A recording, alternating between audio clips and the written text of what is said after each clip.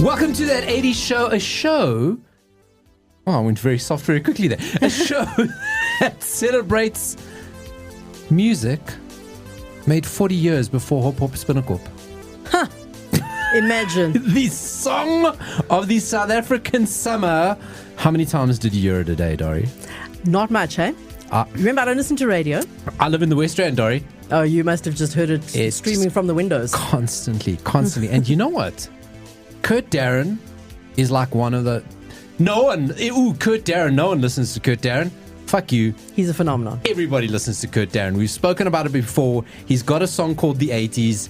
D80s. Like, we love him. Everyone loves him. We still need to get him on the show, hey? Let's talk about the 80s, to break down those intense lyrics. Yes. If you don't know what we're talking about, go look. I'm going to go back to that task. I started that task last year and then got sidetracked over the holidays. Well, listen, the Hunt to Timac is on. We'll update you on that. Mm-hmm. No one listens to Kurt Darren like nobody reads the U magazine. Right. Nobody is literally reading the U magazine these days. No. Do you know how much a U magazine costs? Now? Take a guess. How much do magazines cost now? 50 Rand? Like 50 Rand a U magazine, and it's a pamphlet. That's terrible. Who pays that? Not been the same since Princess Diana died. Sure. Those were the heydays of U magazine. Princess Diana and Bobo. Was it Rabbit? Bobo cartoons. Bobo comics, yeah. Oh, okay. Was the rabbit. Right. You remember, yes. It was the rabbit. Okay. Bobo and Boliki. I don't know. Fuck.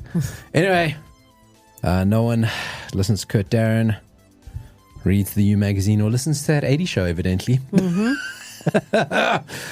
How are you, Dori?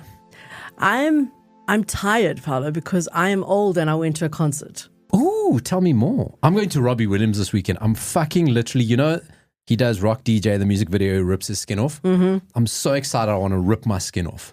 I think it's going to be good. I saw him when he was out here last. Oh, yeah. We're just stepping into the 90s quick. Yeah. No, let's do that. Yeah. I'm kind of stepping into the 90s with mine. I went to go see the Green Day and Offspring Oh, did you concert. go? I did. Calabash. I don't know what Billy from Green Day is like. He's drinking the blood of virgins or something. He looks 30-something and he's older than me. Yeah. And he looks incredible. And he has not lived a clean life. No, he hasn't. And listen, maybe there's secrets in that. Who knows? Honestly, I think it's just good genes. Good genes, I'll tell you. Anyway, I'm still recovering from that because it was a lot of walking, a lot of standing, a lot of jumping up and down, a lot of screaming. Okay. And that was just Barrett. Indeed, the celeb savant. Before the show started, you made a Friends reference. You're talking about the infamous Friends pivot scene, pivot when they're trying to move the couch around. I'll tell you who is not friends with Ross. Rod Stewart.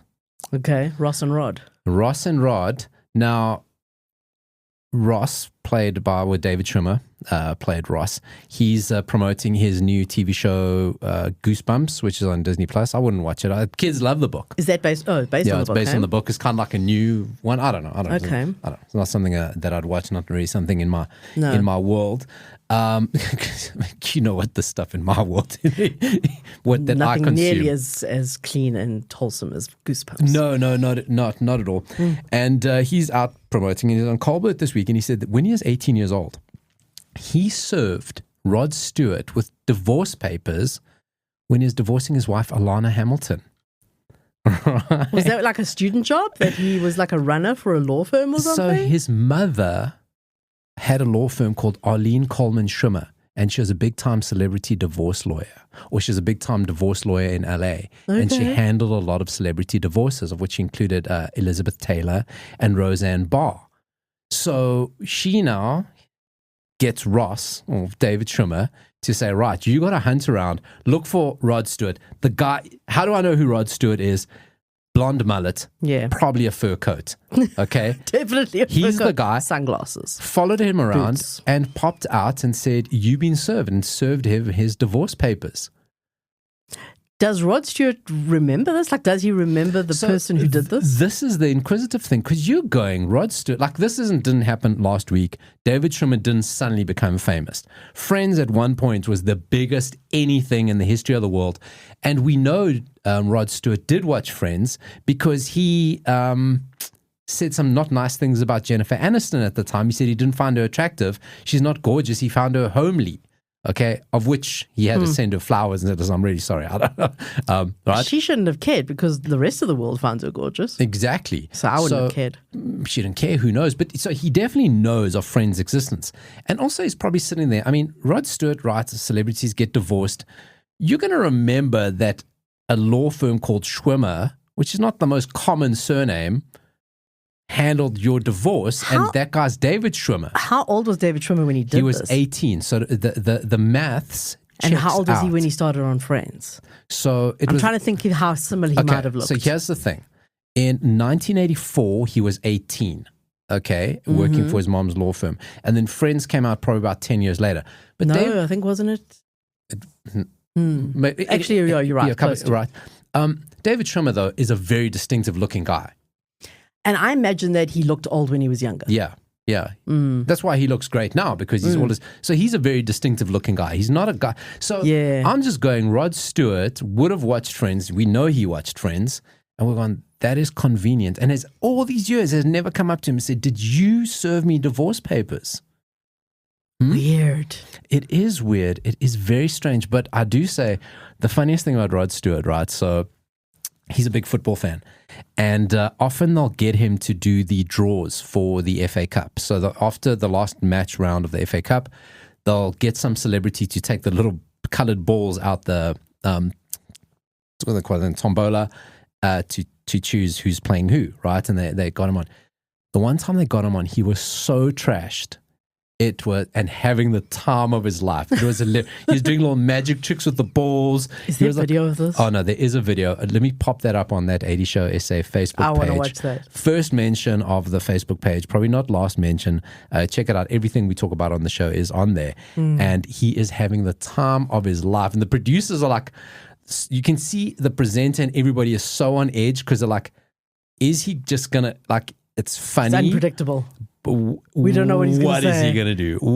Was it live on TV? Live on TV. Oh, live. my goodness. And I mean, this is it's quite a big, I mean, going back a few years, a big TV moment. Like, people watched that shit. Yeah. And he is so trash. But listen, not a friend of David Schwimmer. Another David in the news this week, David Lynch. You're a big fan. Why? Tell me. Explain. Why do I need to explain? You see, I'm not a person that gets in my feels about directors. I won't watch a movie because someone directed it. I just like a movie. But like, I know you're into directors. But he also starred in a lot of the things. So like, I always thought he was really interesting. In fact, my favorite thing that I've ever seen of his, he did a little video that probably still exists on YouTube. And if it does, it will be on our Facebook page, of himself cooking quinoa. Okay. It's a black and white, moody little 10-minute long video of how he cooks quinoa. And it is the weirdest cooking video you'll ever see. It is typical David Lynch. See, I don't know what that means. You've never watched a David Lynch show or movie? Did you never watch Twin Peaks? Could not stand it. Really, hey? Could not stand it. I have spoken about Blue Velvet on the show. Okay. One of his greatest films ever. Didn't like it. Did you watch it? No. Yeah. It wasn't about Alana Miles. I thought it was like a black, the kind of like movie about her song. Black But there were Velvet. boobs in it. Oh, yeah. Let me put that on my list. No, they were. I just don't get it. But anyway, listen. I mean, what do I know? I'm an idiot. But come on, legendary. So legendary. we Don't talk about deny it. we talk about the movies he didn't make. He did make. Let's talk about something what am I saying? We talk about what he did make. Let's talk about something he didn't make. He had a collaborator, Mark Frost. They did Twin Peaks together. They worked on a lot of stuff together. They wrote in the 80s, they wrote a body swap comedy because body swaps were all the rage in the 80s. Everyone was doing one. He wrote one called One Saliva Bubble, right? Okay. So we're in a small Kansas town, which I believe is like typical. Everything with he normally Small happens town, in a small little absolutely. town. And there's a security guard who blows a saliva bubble, which pops and triggers a government weapon that causes all the residents in the town to swap identities, right? And he wanted to get 2 of the 3 Amigos to be the body swap, Steve Martin and Martin Short, okay, to do the body swap. Now, I don't know if that'll work because they're so similar. Are they? No, but I mean, it's two I know men. what you mean. It's two men swapping. You got to have young, old, man, female, black, white. That works. Yeah. They're similar. But anyway, David Lynch would have done it. He would have. And so he wanted, this was a movie he wrote. We got Martin Short, Steve Martin, huge stars, going to be hilarious. But it was going to be funded by. But were they the only ones who were going to swap? Well, I mean, everyone would have swapped, but they would have been the main ones. Oh, okay. They would have been the focus. Okay. Yeah. I mean, it doesn't have that detail. And it just got shelved because they didn't have money. Dino De Laurentiis, who did Serpico and Death Wish and Conan the Barbarian, and he did Dune. He funded Dune. He just had financial troubles and the movie got I think the movie should be made now. Do it now. Do it fan tribute. Yeah. Fan tribute. Those guys are still around. I didn't watch Twin Peaks, but I did read that they did do something similar to this in Twin Peaks. There was like a storyline or a mention, or they did bring it back later, but I can't. I don't remember, hey. I haven't watched Twin Peaks since I watched Twin Peaks. No. I only remember bits and bobs. Yeah, no, I don't know that. I don't know who Bob is. I just know, there is a Bob, actually. Yeah. Okay. Yeah. I don't know any of the characters. So that was David Lynch. And then I want to talk to you, Dori, about the California Raisins. Do you remember them? I do remember them. If you don't know, they were like claymation raisins. Yes, they were came claymation. Out from the 80s to the 90s. They did like a lot of like Motown classics, Heard It Through the Grapevine, obviously, because they're raisins. Do you know that the California Raisins was actually funded by the California Raisin Advisory Board? Makes sense. Do you know that there was a California Raisin Advisory Board? I do now. So they were like, people aren't eating enough grapes. Huh. So raisin sales. Raisin sales were down. They were stagnating in the 80s. So they said, we've got to get people eating raisins. Okay. So they came up with this marketing idea to create the California Raisins, singing Motown songs at you. Which makes you want to eat raisins? I don't know. I've never had that. I don't watch the California Raisins and go, I really feel like some raisins. Now that you say it, because you go, I think it goes two ways. Because you go, half the people love the raisins so much, it's like, I can't eat a raisin. What if it's like going to do a little doo-wop, you know? What if it's about to sing, my baby don't care for me? My baby just care for me. You know, I mean, like, I don't want to do that. Otherwise, you fucking hate them. Stupid raisins. Nobody wants to see that shit with your sunglasses.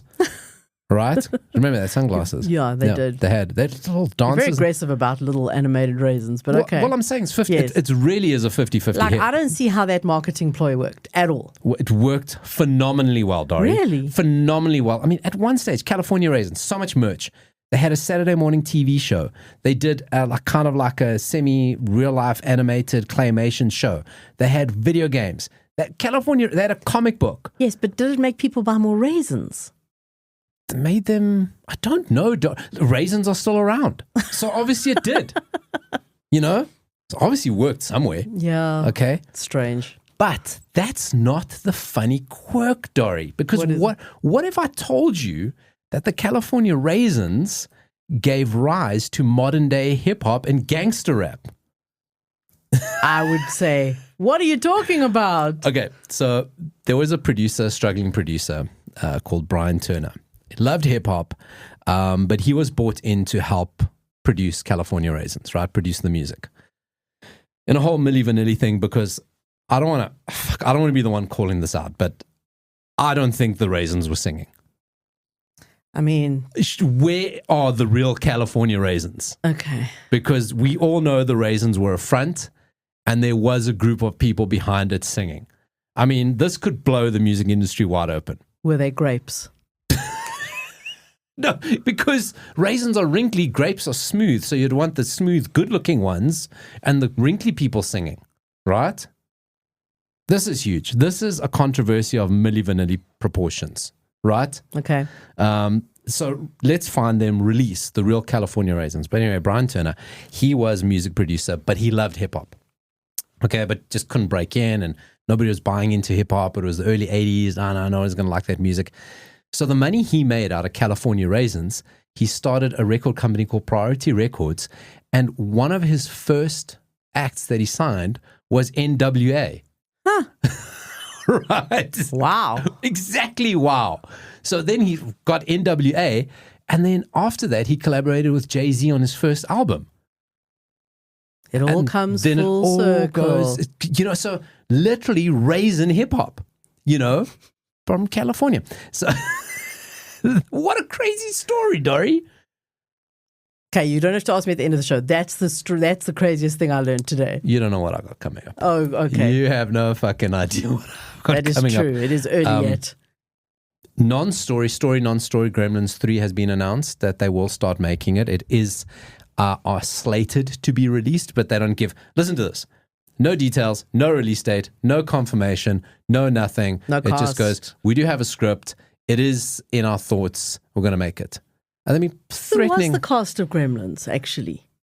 Phoebe Cates. Yes. And then the guy wasn't famous? No. It wasn't. Yeah. Gizmo was the star. And then how did Gremlins 2 end? Like, are we solving a cliffhanger? Was there did they leave it open for a Gremlins 3? I don't even remember. They definitely did. Yeah, they would have, because that's what they used to do to all the movies. Yeah, just to leave it wide open. I'm going to have to rewatch. You won't, just Google it, because you'll never rewatch it, Dori. I'm not going to rewatch Gremlins 2. Maybe Gremlins 1, but not Gremlins 2. Gremlins, no. Gremlins 2 is the one where Gizmo becomes Rambo, and he drives the little pink car in the... I know. Come on. Well, that's cute. How can you not like... It's not as good as the first one. When he puts a little headband on like Rambo and then fucking makes a bow and arrow out of paper clips. Come on, drives around the little pink car in the department store. How? How can you not? Okay, I'll watch that scene. Okay, you must. There has been, obviously, Gremlins there was a prequel, an animated prequel, that showed where the Mogwais actually come from and then how the old man came into his possession. But so Gremlins 3, we wait. They do say, Christopher Columbus says he doesn't want it to be CGI. It's got to be practical.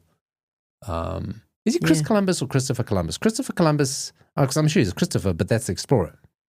Well, I mean, it's not the most uncommon name. Yeah. Anyway, so don't worry about it. He says he wants practical effects. He doesn't want CGI. Like 80 style. 80 style. I like that. I like that. So animatronics. Puppets. Yeah. Leverhexy style puppets. Bring them back. Strings. Yeah. Okay. Bring them back. So we got a lot to get to in today's show. So we actually land at movies. Oh, okay. And multimedia recommendations very early, Dori. So that's all right. You don't have a movie. You did tease it last week. Is this what you teased last week? It is. Okay. Let's hear what's going on. So it's a podcast. Okay. But the podcast tells us a true story. Right. And that's what I'm revealing today. You can listen to the podcast, but before we start, let me ask you, can you think of anything that Boy George and Sting might have in common? They were both on Do You Know It's Christmas? Do they know it's Christmas? Correct. Not what I'm looking for. Sting and Boy George, not their real names. I'm going to read you the opening transcript of the podcast. Right. Of course, we're talking about Criminal because Criminal is such a great show and they often do these things from the 80s. In 1984, a television station in Hartford, Connecticut held a contest. If you won, you'd be picked up in a limo and taken to see Boy George and Culture Club perform at the Hartford Civic Center. One of the winners was a 22-year-old named Robert Harris. The television station said they would send a camera crew to film him getting picked up by the president of the station. After picking up Robert, the limo drove a few blocks and then suddenly it stopped. The driver said he had a flat tire. A group of men surrounded the limo. They opened the door and arrested Robert Harris. There wasn't a flat tire. There wasn't a television station. So is that the sting? That's this. And there wasn't a breakfast with Boy George. The whole thing had been a sting. Fuck, that's a nightmare. Not even I would do that. Not even I would make that pun. I know. Not even I. So the funny thing is, so the actual podcast is about this group of U.S. Marshals who they formed a thing called Operation Flagship in the 80s. It's amazing that all their names are Marshall. You did the sting thing. You did the sting thing. Yeah, I did do the sting thing. I probably deserve that. Yeah. And their whole thing was, we're not managing to find these guys. We're going to make them come to us. So they set up these fake competitions that they knew people would not be able to resist. So this was okay. Yeah. I got so many basically, questions. Boy George was like really, really, really popular at the time. In fact, let me read what it said. It said that the tickets to shows were like gold. Mm-hmm. You could not get tickets to shows. The Guardian described his concert tickets as rare as gold dust, and that gave U.S. Marshal named Toby Roach an idea. He made up the fake television station, model on MTV, called W Rock Video 66. The U.S. Marshal sent letters to relatives of Robert Harris saying that a brand new television station was having the contest and that Robert Harris had been picked as the winner. That's taxpayers' money to involve the family as well. That's, covering all your bases. You know what I thought when I listened to it as well? Like, we're so cynical now. We would be like, no, I didn't enter anything. This is a scam. No, that's what you think, Dori. I got to tell you, in my day job, we run competitions. Yeah. No such thing. But I mean, people. Yeah, if it's somebody who you really love, like if it's like Robbie Williams, right? If it's 1,000 rand, I promise you, South Africans. People are there. When you get these stats of how often and how many South Africans are scammed and whatever, not surprised. They will give you their details for absolutely intricate details for nothing. Okay, so let this be a warning, people. Yeah, we're not as cynical as we think we are. Okay. Yeah. So there were a total of 8 people arrested that day, and they all believed they'd won tickets to see Boy George. But the funniest part of the story is that when Boy George found out about it, he filed a complaint with the Department of Justice because he didn't want he didn't want to be associated with this. So that was one of my questions. Yeah. What did he say, right? He was very unhappy. Yes, he was. And, karma, for all those people, it will come down to I see what you did there. Is it time for questions? Well, so it's an episode of Criminal called Operation Flagship, and the actual episode focuses on a really, really big sting that they did in 1985, where they caught thousands of criminals by giving away football tickets in NFL, I think. Yeah, NFL. And it and it was going to be also breakfast, meet the players type vibe. And they caught thousands of guys with this operation. Here's my question. Yeah. I can see it with NFL because it is male dominated. You get it. The people that got caught in the Boy George sting, what were their crimes? Oh, petty theft. I mean, that guy, Robert, specifically, he was charged with robbery. So, Robert the robber, I mean, if you're a robber, really, are you listening to Boy George? Clearly, they were. Are you listening to, do you really want to hurt me, to get yourself amped up before you go hold up a convenience store? I think that, Paulo, you weren't there. I mean, you were there, but you were very little. There was very little going on in the 80s. No, I know. But if you told me White Snake, White Snake tickets. If you told me Metallica, yes, Metallica. Def Leppard. Okay. Or if you told me Robert's crimes were jaywalking, Robert's crimes were protesting against the use of CFCs in deodorant cans. Yes, and maybe I'm creating a stereotype here. I can do the football thing.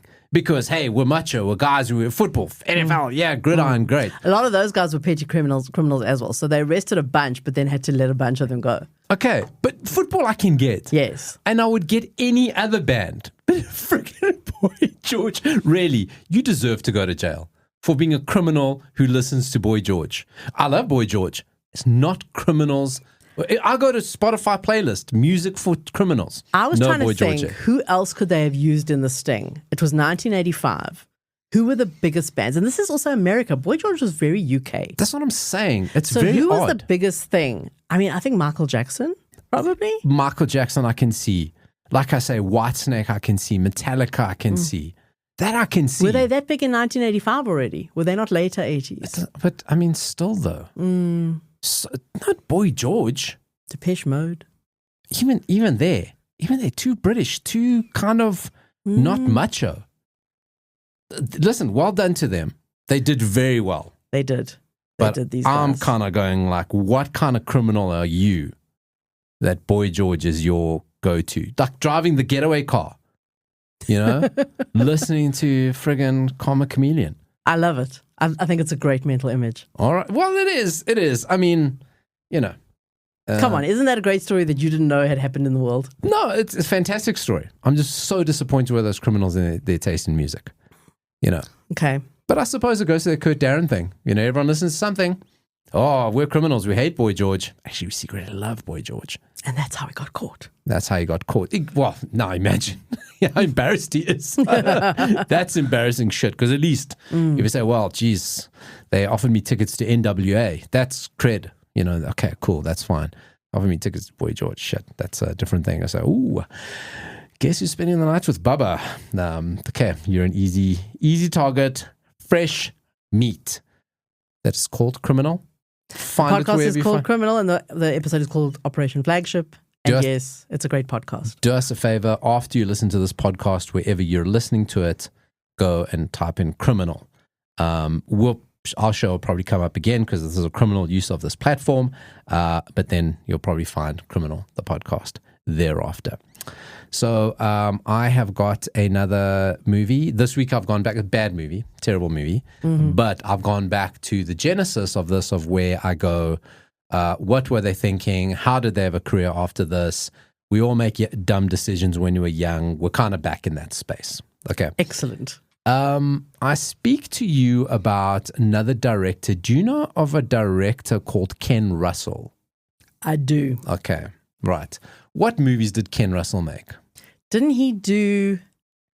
Oh my goodness, now I've gone blank. His genre. Like kind of sci-fi but cheesy. Grindhouse. Sci-fi, horror type stuff. Yeah. Very subversive. B-grade-ish. Yeah, like he is one of the kings of B-grade, right? Yeah. One of the So what's one of his big films that isn't the film you're talking about? Because it won't be a big film, obviously. Oh, I don't. I just said Ken Russell. It seemed to be a thing. Okay. When I kind of like did the reviews after I watched the movie. Okay.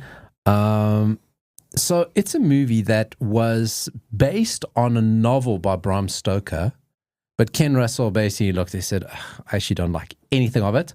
I like one or two things, so I'm going to use the same name, one or two of the characters, but I'm going to make my own movie, basically. Right. So the cast, as I go through this, you're going to be very impressed by this cast. So we are in the UK. We're in quaint little British bed and breakfast, and there's an archaeologist played by Peter Capaldi. Right. Okay. Very young Peter Capaldi. And he's at this bed and breakfast run by these twin sisters whose parents have gone missing. And one of the twin sisters is Catherine Oxenberg. Wow. Yeah, from Dynasty, Amanda Carrington, the original Amanda Carrington. I thought they killed her off, but she just left because then they just replaced, remember they used to do that. The role of Amanda Carrington today. Will now be played by... They do that shit all the time. It's just, where's my favorite actor? Do you want to hear what happened with Amanda Carrington? No surprise, because I was like, did Amanda Carrington get killed? So what happened is this is where they flipped her out. She was involved in a drunk driving incident. And had to have plastic surgery. She attempted suicide and then she came back different. But then she was after a guy called Clay. I can't say I remember Dynasty, but she goes off this guy, Clay. Sammy Joe catches Amanda and Clay kissing at Le Mirage Hotel. They fight and wind up in the swimming pool. The most Dynasty move ever. Oh, if I could not Dynasty was literally like half a step away from porn. Amanda's sister-in-law then accidentally set the hotel on fire. Do you want to hear a funny Accidentally. Do you want to hear a funny story? Of course. I don't think I've ever told you this. You've gone on a tangent. We'll get back to your movie eventually. It's all linked. We're talking about, Catherine. All right. We're talking about the actors in my movie, Catherine Oxenberg. You know, my father owned a bar called Le Mirage. Did I ever tell you this? No. It had like carpeted walls. Leon Schuster used to go there. And one of the barmen did set it alight as well, which is so weird. When you've got carpeted walls, that's going to really just go up in flames. It's going to go up very quickly. Yeah. Very, very quickly. People were very angry at him, but he had a fantastic mullet. So all is forgiven. What color was the carpet? Like maroon. Mm-hmm. That would have been my guess. I was going to say like purplish. Yeah. Maroon. Yeah. I can't remember which Leon Schuster movie he shot there. Oh, wow. But he shot a lot of the scenes At La Mirage. At La Mirage. And there was I did not part. know. I was sitting with, the heir. Royalty. The heir of the La Mirage empire. Peter Capaldi is an archaeologist and he finds the skull. Okay. Catherine Oxenberg's character is a fucking moron. She becomes quite important in it, but she's quite stupid. And so archaeologist thinks, I don't think this is a dinosaur skull, but could be, she thinks it's a cow skull. Okay. The thing's huge. Yeah. I mean, I'm showing my arms wide apart. As if you caught a very big fish. A very big fish. A cow's skull is not that big. No. Anyway, she's a moron and it sets up that she's not that bright and she's quite naive and stupid and a virgin, which becomes very important in my movie, which is called The Lair of the White Worm. So what he has found is the worm's skull. How big is this worm? Right, let's get into it. So the entire land is owned by an aristocrat who is so pleased that there's an archaeological dig happening on his entire land, his entire state. He hosts a party for them. And they need to go to ask him permission, like, listen, there's obviously more here, can I look?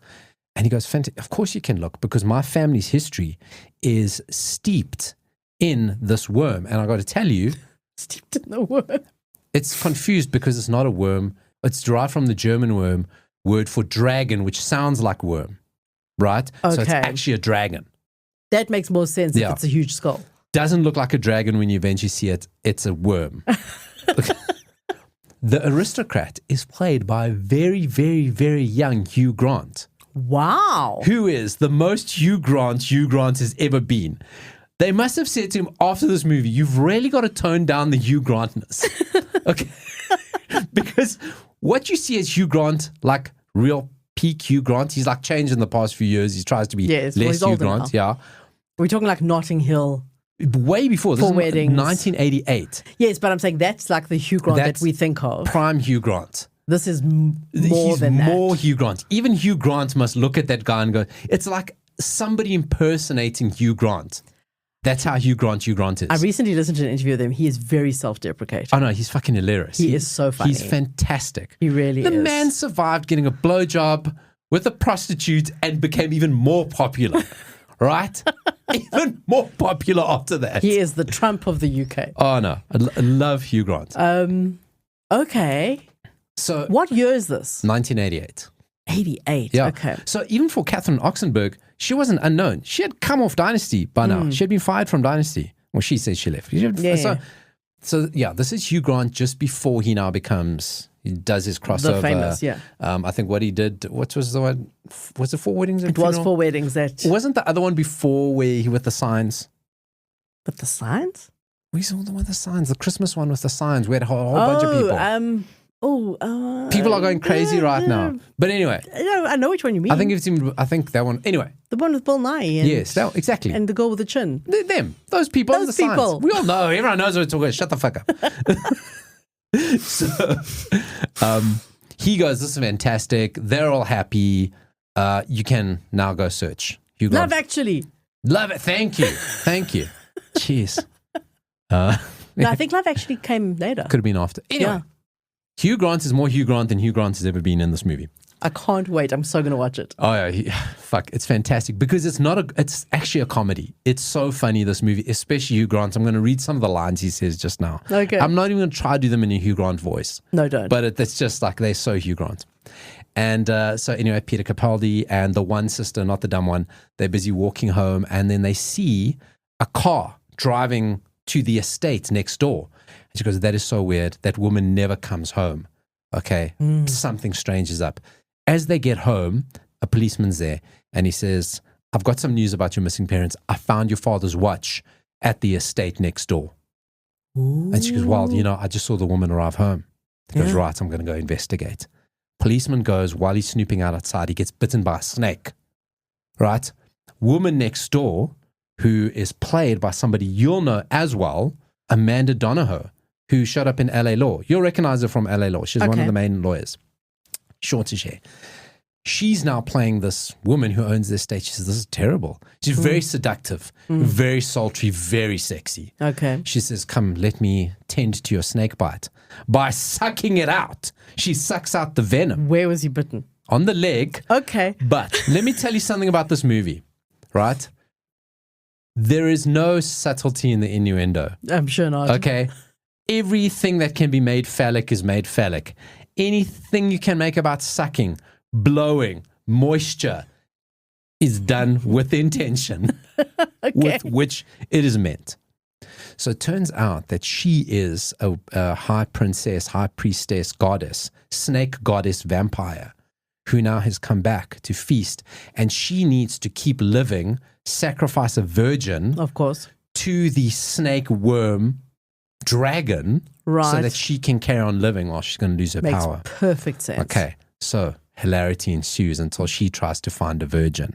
And of course, Amanda Donohoe, Catherine Oxenberg, the stupid girl, is a virgin. Of course. Right, so now it's all a plot to now a race to now get her sacrificed. She should just have sex, then she wouldn't be sacrificed. Well, you always think that in movies when they want virgins. It literally takes 30 seconds. Such a quick solution to this problem. Honestly, the movie will be overdone. So, shit, she needs a virgin. Well, I know you're waiting, but fuck, we got to save the world. Yeah. I mean, just think about something else. I'll be done in 30 seconds. Fuck, what are we talking about, Joe? It's not as depraved because there is a scene in this movie. So when the virgin is walking around, she comes across a crucifix that has something on it. Okay? Snake vampire lady spat venom on the crucifix. Okay. And now when virgin touches it, she has a vision of, it's described here lately. Okay? How does it describe? A psychedelic dream sequence where Roman soldiers, nuns, and serpent imagery collide in a chaotic neon-colored fever dream. Now, that is a very nice way of saying it. It's an orgy. Yeah, just really, I'm Catholic. Like, I cannot go further into this, but it is really, really not the way it's described. Right. And then when she comes around, the snake lady comes across a hapless Boy Scout and she tries to seduce him. Now, he's an idiot, but he plays the mouth organ. Now, of course, you can imagine the mouth organ blowing on it. All of it's played in. Isn't he a virgin? He's a virgin. She tries to sex him. I can't remember actually what happens why she doesn't sex him. But she does bath him and she says to him, I bet you your girlfriend never does this. He goes, oh, me mum neither. Oh, of course, this would be British. Yes. Oh, she does. She kills him. She kills him because she needs to feed off him. Oh, okay. So she goes underwater because they're in the hot tub to do things. But then she bites him and then she sucks things out. But he goes, listen, I'm dying, but something just happened and I'm actually okay with it. I'm actually okay with it. But what we discover is when she's playing the mouth organ, there is a certain tune that can actually control her, right? Okay. And that's how you control them and how they've, in lore and legend, have controlled these creatures for years. Okay. Which then... Who wrote this? It's Ken Russell. Did he write it as well? Ken Russell wrote it. Oh my God. Right. So shenanigans ensue. Everyone figures everything out. Hugh Grant, the archaeologist, the dumb girls go into a cave because they now need to go find something while they're in the cave. She follows them in. And now we have this big set piece. Archaeologist guy had been left from the crowd. He figures out the tune thing. He reads something, and the only thing he can play is a bagpipe. Okay. Scottish. He's Scottish. God, it's worse. It gets from mouth organ to bagpipe. So it gets worse. He follows her into the cave, plays it, weakens her. She's trying to sacrifice the virgin. He's wearing a kilt. He's got to play, he's got to play the kilt. And also, while he was away, he managed to find a antibody. He got an anti-venom. Of course. Because now if she bites you, but you can put the anti-venom, then It's really convenient. It's like years and There's years. so much detail to this. I know. I'm actually looking it up because I can't. Yeah. But first of all, it is described as a dark comedy, first of all. It's fucking funny. Right. Yeah. So the whole set piece, of course, he throws her into the snake. She gets sacrificed. He throws a hand grenade to blow up the snake. They all leave. Everyone lives happy ever after, and he gives everyone the anti-venom. And he goes, this is fantastic. Saved. Let's put all this behind us. Hugh Grant has foppish hair. And everyone lives happily ever after until the phone rings. Oh, sorry, I forgot to tell you. Yes. While they're happening, they come across the mother, the missing mother. Ah. Right? But she's been bitten. So she's a vampire snake lady now. Oh. Hugh Grant chops her in half. Cool. Chops her in half with a sword. So it's quite a gory movie. Yeah, but like real bad gore. Yeah. Okay. Terrible gore. Yeah. So now they're all back in the house having a cuppa. Everyone's, oh, thank God this is over. The phone rings and it's the lab that made the anti-venom. Says, listen, I have some news for you. The anti-venom we gave you wasn't actually anti-venom. It was arthritis medication. You could literally play a wah, wah, wah at this point. Why arthritis medication? That's so weird. And he turns to the mirror and he starts noticing veins in his neck and then credits roll.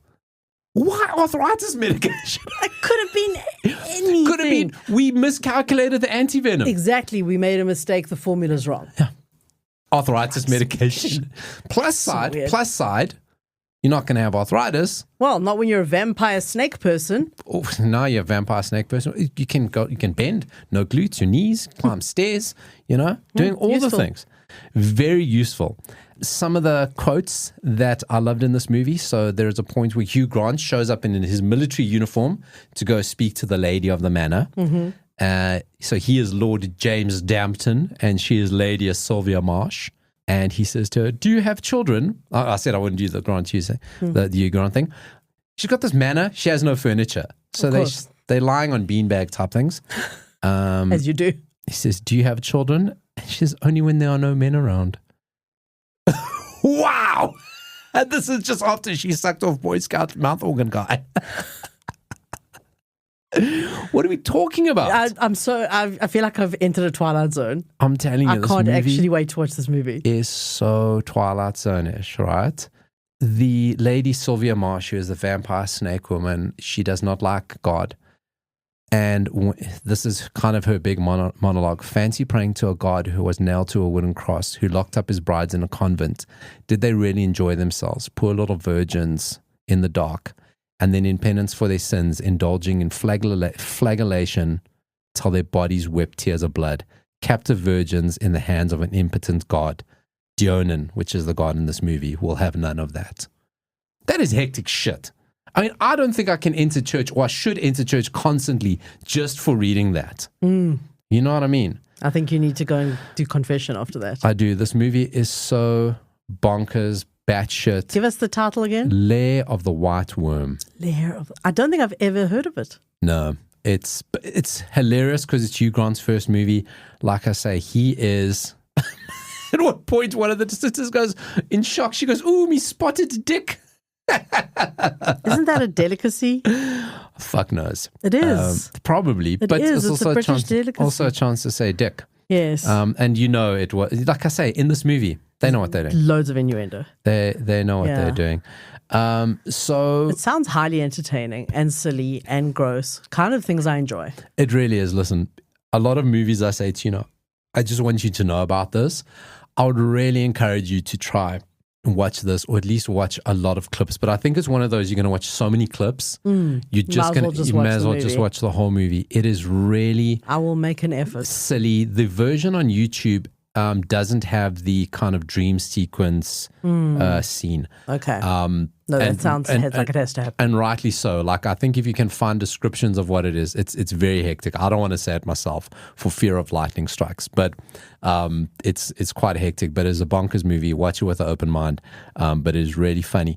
It did open me up to Catherine Oxenberg and her filmography, which she went on to make the biggest load of shit. Yep. Including a movie called Swimsuit, which I definitely have to investigate.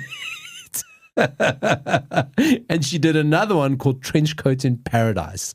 So both TV movies. Are they from the 80s? Both from the 80s. I will be just... So they will be coming up on the show. Not as full reviews, just to kind of let you know what happened. You know, maybe we'll play the trailers. Mm-hmm.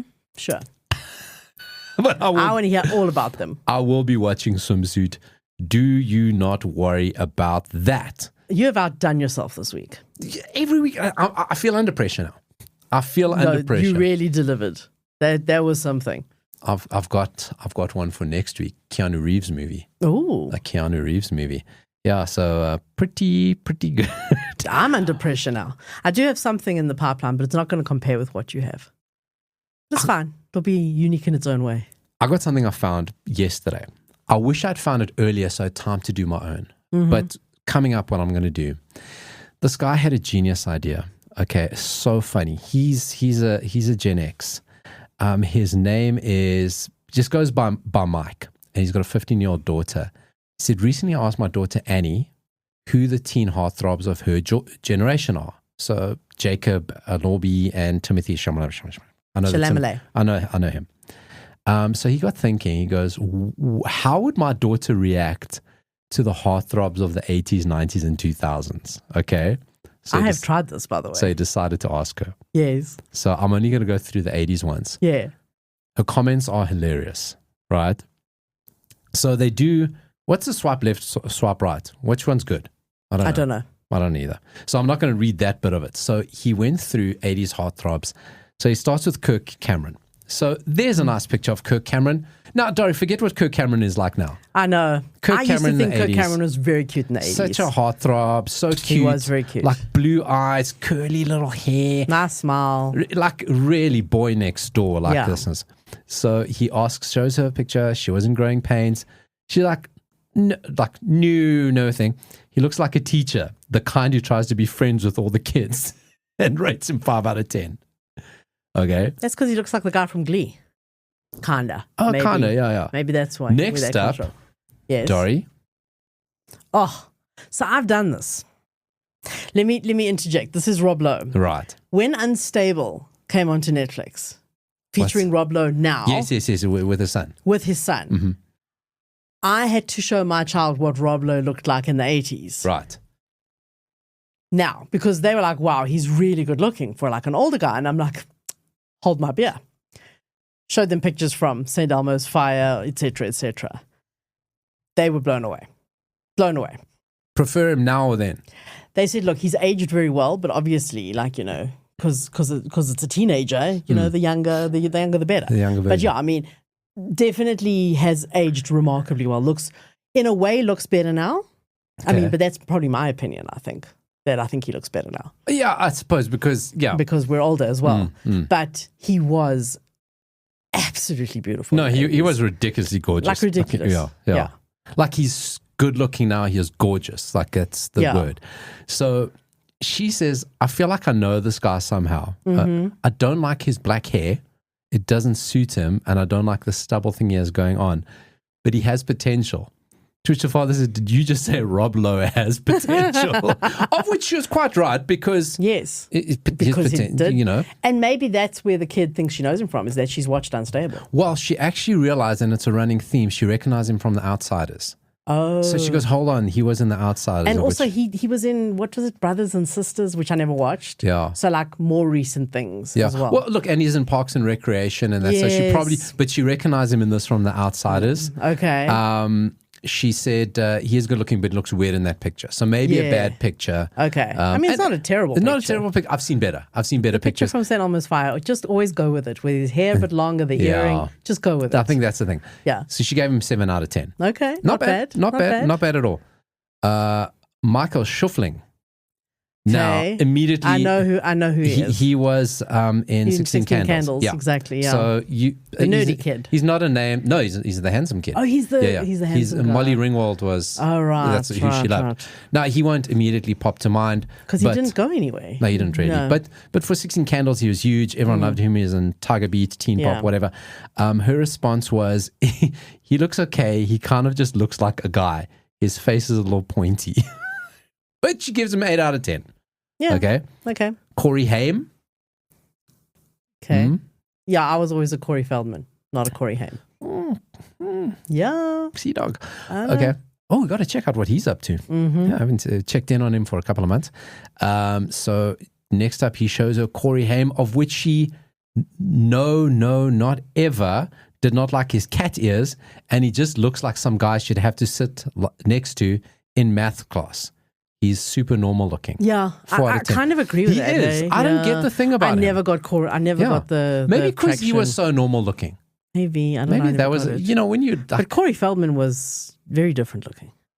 I suppose. I do suppose. Next up, Ralph Macchio. Yeah. Okay. She did recognize him. Yes. Said he's the guy who has Riz with Ali in Karate Kid. Riz, kids say Riz. Yeah. Riz, they do say it. Yeah. Yes. Riz, aura, they say these things. Charisma. Also Cobra Kai. Yeah, he looks different now. That's where she recognized him. So she did recognize him. Said he's a little small, but he's cute, but does give him 8 out of 10. She scores very high considering the complaints. She doesn't, considering the complaints. Yeah. Christian Slater. Ooh. Okay. He did show her, not a great picture of Christian Slater, I don't think. It's not terrible, but there are better. There are better. So her comments go, she recognized him from the Heathers. Yes. Okay. Oh, great movie. Then she says, he looks like he should have a middle part and longer hair, and that's minus a few points. But that's Christian Slater. That's typical what Christian's longer hair. Yeah. And he looks like he would be into birds. See, so what's the score? She gives him 6.5 out of 10. Oh, only. The dad says, why does he look like he'd be into birds? And she says, because there's a kid in my school who looks like him and he's into birds. Kid logic. You got to love it. You gotta love it. Tom Cruise. She says overrated. She feels like everyone likes him and he's not really that good looking. He was sexy. He wasn't that good looking, but he had something. Like in Top Gun, there was a sexiness about it. I mean, I think he's movie star. It's just, but he's not like good looking. He's just movie star. He's just charisma. He's just got that thing. He's a guy who walks in a room. Yeah, a 7 out of 10. River Phoenix. Oh, she found his hair is too long. She gave him she liked him 8.5 out of 10, but would prefer him with shorter hair. In this picture, he's got his long hair. I'm going to leave that one for last. Okay. Patrick Swayze, she gave him 9 out of 10. Oh, yeah. She also recognized him from The Outsiders. Didn't and like Dirty his Dancing, surely? And Dirty Dancing. Then he reminded her. She actually said he looks like he could dance. Well, there you go. Yeah, and then she recognized him from that. And I'm going to finish with Robert Downey Jr. Said this person. She gave him 7 out of 10. He looks weird, evil almost, but it's kind of working. She gives him a 7. And she said, I can appreciate it, but not want it. Okay. Who could she be talking about, Dori? Oh, no way. Not George Michael. That's a very evil-looking photo of him. No, it's not. But yeah, there's better ones. But she can appreciate it, even if she doesn't want it. You know? So not everything she wants, but... I was about to say you beat me to it. So I'm going to do exactly the same thing next week with my daughter. That's so cool. I could do the same. Yeah. Maybe we should do that. I could do... Yeah. I'm going to do a general survey. Yes. Females as well. Yes. Yes. Okay. Let's do that. Homework for that 80 show. Oh my God. Back to school. Which means you'll never do it. I will try. What I love on that 80 show is when we go back to doing what things cost, what things in South Africa cost back in the 80s. And popped up a post on Instagram at the beginning of January, when we were all counting the pennies. We had a good time in December, all counting the pennies. And it's from an Instagram account called Base Catalog, and shows South African prices in the 1980s. You could buy a Toyota Hiace for 5,000 Rand, Dori, back then. Sure. A good old Nissan Bucky for 3,700 Rand. That's crazy. Yeah. For a car. And that was just I'll tell you why that's crazy, because my first car, which I bought in the early 90s-ish, mid-90s actually, was a Beetle. It was second-hand though. 4,000 Rand. But it was second-hand. 90s for a second-hand Beetle means it was 20 years old. It was a 1971 model. Yeah. Yeah. How much? But these are new cars you're talking about. This is brand new. No, these are brand new. You see, this is the thing though. because you're not paying complicated finance options, no interest. These are cash prices. What's it? Carbon taxes. tax. Oh, none of that shit. Nobody cared about the It's environment. just a car's a car. What else? We go shopping. Let's go to ShopRite. You could buy Doom for R1.99. I don't know how much Doom is now. I don't buy it. It's not R1.99, I'll tell you that. This must have been a promotion because everything on this page is R1.99, including a 4-pack of paper towels, Rama margarine, Omo, a box of Omo, R1.99, tennis biscuits, 17. Back when Omo came in a box and not a packet exactly or a right. bottle. Tennis biscuits, 79 cents. Wow. Yeah. All brand flakes, my breakfast of choice, R1.19. Fantastic rice, pretty expensive. Is that the big box of all brand? I can't see. It's so small. It's so small. Packet of Simba chips, 99 cents. And I'm telling you, the chip to air ratio. Yeah. Was 30 to, I mean, we're at least talking 60% chips compared to now. And the 30% difference chips. is you get your 1 cent change and then you can buy 2 chappies. Exactly. That's a good deal. And chip flavors hit different then. The salt and vinegar was so salt and vinegar, my tongue would swell. Do you know what Barrett said to me on the weekend? He really misses the tomato sauce flavored chips. Yeah. That's like so nostalgic. Simba, I can't believe they got rid of them. Because Simba stopped making it. I believe like kind of the house brands, you can still get tomato sauce. You still get it? Exactly. Why? Tomato sauce chips is my childhood. Do you know what I will never forget tasting for the first time? The first time Simba released the fruit and chutney chips, and it was in the purple packet. Now they're green. The first time I had it at the school tuck shop, so my daughter goes to the same school I went to, right? Okay. And she's in high school now, but when she's in primary school, the tuck shop is still in the same place. The quad where the kids are is still the same place. And every time I walked through that quad, I still remember that moment. Yeah. Like that's how that anticipation. I was like, oh my God, the taste of the first time I had fruit and chutney in the purple packet. That's so funny. Because now they're Mrs. Ball's chutney. Yeah. It was so much tartrazine, so much MSG. I mean, it's like our stomachs would rot. But the flavor, the flavor. Damn. Another thing we used to have as kids, it was the cheapest thing in our tuck shop. Was it XXX mints, 4X mints, extra strong? Wilson's extra strong. Yeah. And the musk ones? Yes. My best friend was allergic to them. Okay. That'd give him diarrhea and his eyes would water and his nose would swell up and he would couldn't breathe. But he loved them and it also was the cheapest thing in the tuck shop. So he'd buy 2 rolls every day. Oh, no. And I actually saw that. I've actually bought a pack the other day just out of nostalgia to taste it and probably try to kill myself. Yeah. But he would say to him, stop eating it. You are going to stop breathing and shit yourself. Save the money up and buy something good 3 days later. That was the logic. That was the logic. But he's like, I can't. I love them. And he loved them. He seriously loved them. But it probably would have killed him if we hadn't finished school. But anyway. That's so funny. And mum deodorant. Remember mum deodorant? Yes, of course. Smells like mum. I remember that. Because you want to smell like mum. Yeah. That's so weird. Anyway, R1.99. So there must have been a special in this catalog. And things I'm going to need this weekend after Robbie Williams. Eno, R2.25. Speaking of something that changed, Eno, when I was a kid, used to make me burp. Remember that satisfying? Yes. That was even in the marketing campaign. In the ads, yeah. Eno doesn't make you burp anymore. I don't use it. Yeah, they toned it down. Well, I don't use it. It doesn't make me burp. Oh, I have natural stuff now, probiotics, alkaline powder. I have green superfood celery, Does that make you burp? No, it makes you shit. if you don't get your little dosage right. The only thing that's going to make you burp is maybe soda water. But Eno. Yeah. If Eno made me burp like it did back then, because they've obviously changed something now. And Grandpa Boyers. Boyers, yeah. Not even Billikis. You still get that. Boyers, you still get it. Mm-hmm. Also R2.25 for 50. For 50. Now it's probably R2.25 for 1. Oh my word. I remember guys coming into the bottle store first thing in the morning. I used to work in a bottle store. Not that I was... if you don't know, I wasn't at the bottle store first in the morning. I used to work in one. And guys would come in there first thing in the morning and buy a nip, which is the small little bottle, and a Grandpa Puyer. And did you sell the Grandpa Puyers? Listen, Dori, it's high volume stuff. You can put high markups on it. We'd go through boxes. As a bottle store, you're allowed to sell medicine. It's not medicine. I suppose. It's not medicine. Over the counter. Yeah, but I mean, still, that seems weird. Anyway. Two things people always look for in a bottle store. Headache tablets and milk. They always ask for milk. Huh. People won't think, and it makes sense. People have whiskey and milk. Oh, yeah. Yeah. Okay, could be. Yeah. Okay. I've never understood that. Sounds disgusting. Yeah.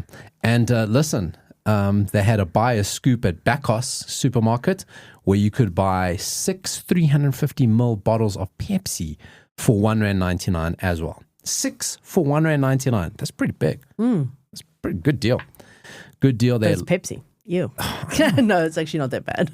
And something we spoke about last week, just to wrap up the show, we spoke about a game we used to play called 280s Truths and a Lie.